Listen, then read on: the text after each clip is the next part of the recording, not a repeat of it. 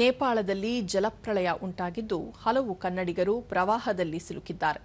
ಕಲಬುರಗಿಯಿಂದ ಮಾನಸ ಸರೋವರಕ್ಕೆ ಪ್ರಯಾಣ ಬೆಳೆಸಿದ್ದ ಪ್ರವಾಸಿಗರು ಸುರಕ್ಷಿತವಾಗಿದ್ದು ಅವರ ಜೊತೆ ಮುಖ್ಯಮಂತ್ರಿ ಡಿಕೆ ಶಿವಕುಮಾರ್ ವಿಡಿಯೋ ಕಾಲ್ ಮೂಲಕ ಮಾತುಕತೆ ನಡೆಸಿದ್ದಾರೆ.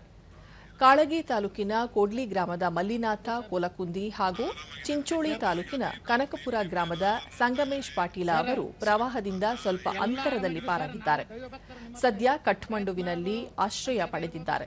ಶೀಘ್ರವೇ ತಾಯ್ನಾಡಿಗೆ ಕರೆತರಲು ವ್ಯವಸ್ಥೆ ಮಾಡುವುದಾಗಿ ಮುಖ್ಯಮಂತ್ರಿ ಡಿಕೆ ಶಿವಕುಮಾರ್ ಧೈರ್ಯ ಹೇಳಿದರು.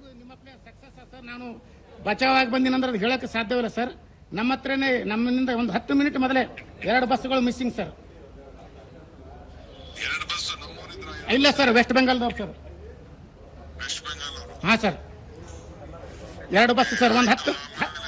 ಹಾ ಸರ್.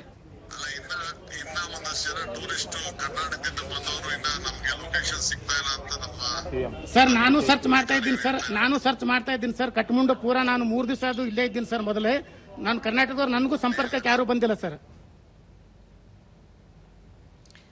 ಇವರೊಂದಿಗೆ ಜಿಲ್ಲಾಡಳಿತವು ನಿರಂತರವಾಗಿ ಸಂಪರ್ಕದಲ್ಲಿದ್ದು ಅವರ ಸುರಕ್ಷತೆಯ ಕುರಿತು ಮಾಹಿತಿ ಪಡೆಯಲಾಗುತ್ತಿದೆ ಎಂದು ಜಿಲ್ಲಾಧಿಕಾರಿ ಇಕ್ರಾಂ ಶರೀಫ್ ಪ್ರಕಟಣೆಯಲ್ಲಿ ತಿಳಿಸಿದ್ದಾರೆ.